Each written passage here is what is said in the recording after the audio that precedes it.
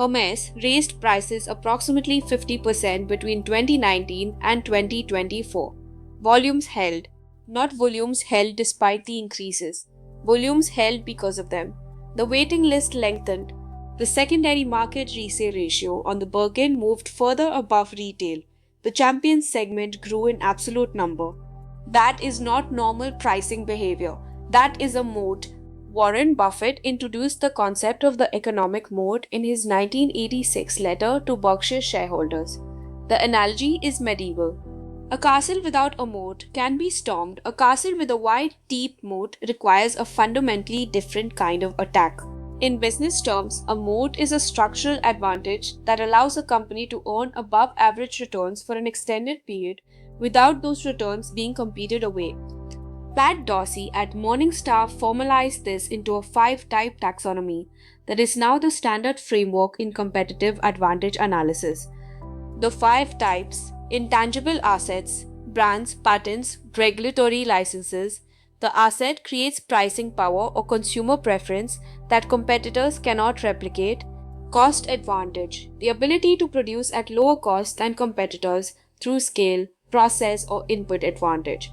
Switching costs, the friction that makes customers reluctant to switch. Network effects, the dynamic where product becomes more valuable as more people use it. Efficient scale, a market so limited that 1 or 2 players can serve it profitably. Now, which of these 5 types actually exist in fashion? The honest answer is most fashion brands have access to only one. Intangible assets, specifically brand, is the only mode type that applies broadly across the fashion industry. Cost advantage is conditional. It exists for vertically integrated operators, Inditex, with its proximity sourcing, Shein with its real-time manufacturing model. It does not exist for most luxury brands whose vertical integration is a quality investment, not a cost advantage. Switching costs are largely absent from fashion because the cost of buying a different brand next season is essentially zero for most consumers. Network effects equally absent except at the infrastructure level. Efficient scale, rare, applicable to some niche categories but not to fashion's major segments. There is one exception worth examining closely: Hermes. At the ultra-luxury tier, Hermes has constructed something that functions as a structural switching cost. Not primarily psychological but architectural. The wait list, the sales associate relationship, the purchase history requirement for access to certain products. To access a Birkin, a consumer must build a relationship, demonstrate a purchase history, and invest time, sometimes years, in that relationship. That investment is not transferable to a competitor. If the consumer defects to a competing house, they begin the relationship from zero. The accumulated relationship capital is forfeit. That is a switching cost, not the kind Dorsey describes in a software context, but structurally analogous, a real and measurable friction. Most fashion brands, even most luxury brands, do not have this. Their consumers can reallocate spend between brands with essentially zero friction. The mode assessment for any fashion brand begins with a single honest question: what would it actually cost a consumer to stop buying this brand? If the answer is nothing, the brand does not have a moat. It has consumer preference. Preference is valuable, but preference is not a moat. Identifying whether a moat exists is the qualitative assessment. Measuring its depth, its durability, requires specific financial metrics. 5 metrics do this work. These are analytical tools developed for this curriculum, synthesizing standard financial metrics with fashion-specific applications. They are not a published industry standard. Metric 1. Pricing Power Index. Formula: average selling price growth rate minus category consumer price index, multiplied by full price sell-through rate. This metric asks, is the brand growing its prices above general category inflation, and is it doing so while actually selling at full price? The Hermes benchmark, approximately 6 percentage points of excess pricing power, fully realized through near 100% full price sell-through. A brand with a strong pricing power index, consistently above 3 to 4 percentage points, consistently realized, has demonstrated pricing moat. Metric 2. Gross margin premium over category average. Gross margin measures how much of revenue remains after direct production costs A brand with a structural pricing moat should sustain a gross margin premium because it is generating consumer willingness to pay a price premium that flows directly to margin. Two observations. First, the trajectory matters more than the absolute level. A brand at 60% declining is in a worse position than one at 52% growing. Second, gross margin alone is insufficient. A brand maintaining margin by reducing markdown depth while reducing volume is concentrating margins on a shrinking base. Metric 3. Full price sell-through rate. The proportion of seasonal inventory sold at full price before markdown activity begins. 3 benchmark tiers: luxury tier above 90%, healthy premium 70 to 80%, warning threshold below 65%. A brand below 65% is funding volume through discounting. That discounting is training consumers to wait for sales and eroding the brand's pricing credibility. The mode degradation sequence, which we covered in part 3, almost always begins with a full price sell-through rate that is declining. Metric 4. Secondary market resale ratio. The ratio of secondary market resale price to original retail price. This metric captures what consumers who are not purchasing from the brand are willing to pay for brand access on the secondary market. It is the purest available signal of brand equity, because secondary market buyers are making financial decisions based solely on their assessment of cultural and financial value. The Hermes Birkin benchmark 100 to 200% of retail price, meaning a Birkin bought at retail for 15,000 euros resells for 30 to 45,000 euros. A declining resale ratio over 4 consecutive quarters is a leading indicator of mode degradation. Buyers are discounting the brand's future value, and they are doing it before that degradation appears in the brand's own financial statements. Metric 5. Brand reinvestment rate. Marketing and brand investment as a percentage of revenue. Two observations that most benchmarks miss. Scarcity model luxury, Hermes, Patek Philippe, 4 to 8%. Why so low? Because the brand's equity is maintained through supply restriction and cultural mystique, not through advertising volume. Second, efficiency matters more than level. A brand reinvesting 12% with declining sell-through is spending more to achieve less. Reinvestment is only a signal when paired with output metrics. Fashion moods degrade, not because the industry is uniquely hostile, but because the mechanisms that build fashion brand equity, cultural relevance, consumer aspiration, creative direction are inherently dynamic. The degradation follows a sequence, 5 stages. This is a curriculum-derived model, synthesizing the pattern across the documented cases below, not a published framework. It should be applied diagnostically to identify where a brand currently sits in its degradation trajectory, not as a deterministic prediction of where it will end up. Stage 1. Pricing power exhaustion. The brand continues raising prices, revenue holds, the pricing power index appears stable, but full price sell-through begins declining quietly. Markdown depth increases to clear seasonal inventory. This stage is invisible in headline financial metrics. Revenue growth looks healthy, gross margin looks stable.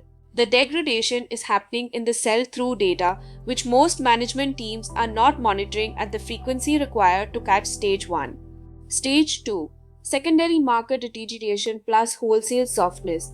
The resale ratio begins contracting.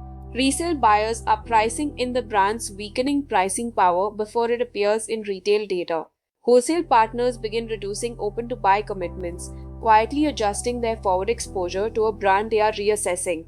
Stage 2 is still before the financial statements show damage, but it is now detectable for the management team that is monitoring leading indicators.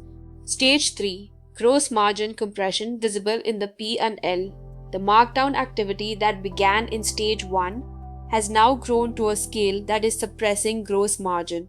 Full price sell-through is down double-digit percentage points from the brand's peak. The P&L now shows the damage that began 2 to 4 years earlier. Stage 3 is when most management teams first recognize a problem exists, 2 to 4 years after the degradation actually began. Recognition is dangerously delayed. Stage 4. Customer base quality deterioration. The champions segment, The high CLV, high loyalty consumers who are the brand's financial core begins contracting. They are not buying less luxury, they are buying the brand less. The consumer base filling the gap is more promotional, more transactional, lower CLV.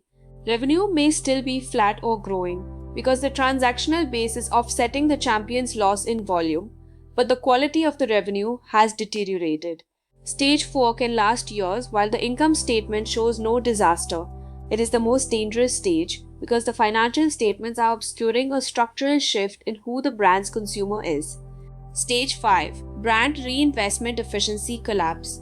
The brand is now spending more to achieve less. Marketing investment as a percentage of revenue is increasing. Because the brand is trying to sustain relevance, it is no longer generating organically. The return on investment in pricing power and sell through is declining. Stage 5 is the threshold requiring a fundamental strategic reset, not just small fixes. Coach entered the mode degradation sequence in approximately 2008 when it began the outlet expansion strategy that would eventually become the primary driver of brand dilution. Gross margin at the peak of Coach's mode strength approximately 77%. Stage 1 Outlet volumes sustained revenue while quietly training consumers to associate Coach with discount. Stage 2 Resale ratio fell to 40% by 2012. Resale priced the dilution early. Stage 3 Gross margin fell to approximately 71% by fiscal year 2014, a 6-point compression from the brand's peak as markdown activity reached a scale the income statement could no longer absorb silently. Stage 4 Champion segment contraction confirmed. Cohort quality data showed the consumer base shifting toward the promotional, transactional profile the outlet channel was attracting. The subsequent recovery under Tapestry, gross margin stabilizing at approximately 69%, is a partial recovery, not a restoration. The margin never returned to the 77% peak.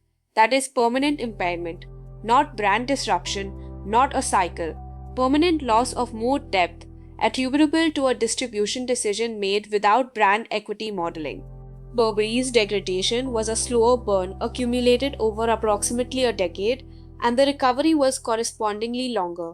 Gross margin at the start of degradation approximately 60%. By the peak of the equity reconstruction under Angela Ahrendts, approximately 70%. Revenue doubled over the reconstruction period. More than a dozen license agreements, which had been diluting the brand through accessible category product, were terminated. The 8-year reconstruction required sustaining near-term revenue sacrifice, accepting the volume loss from license terminations in exchange for the brand equity appreciation that made the long-term economic case. The Burberry case is the fashion industry's clearest evidence that stage 5 degradation is recoverable, but not without accepting the financial cost of the reconstruction. When you are advising a client on competitive positioning, the moat framework reduces to 3 diagnostic questions. Question 1. Does the brand have a moat? Apply the 5 moat types. Does that brand as intangible asset actually generate structurally protected returns? Or is it preference that is one creative misstep away from reversal? Question 2. How deep is the moat? Apply the 5 metrics, score each one against the appropriate benchmark. A brand with strong pricing power index, luxury tier full price sell-through, secondary market resale above retail, and efficient reinvestment has a deep moat with multiple reinforcing signals. A brand strong on one metric and weak on 3 others has a shallow moat concentrated in a single dimension that is consequently fragile. Which direction is it moving? The 5 metrics are not a snapshot assessment, they are a trajectory analysis. Plot each metric on a 2-year trend line. 1. Full price sell-through declining 2 consecutive seasons. 2. Secondary market resale ratio falling 4 or more consecutive quarters. 3. Gross margin premium narrowing against category benchmark. 4. Outlet or off-price channel revenue growing as a percentage of total.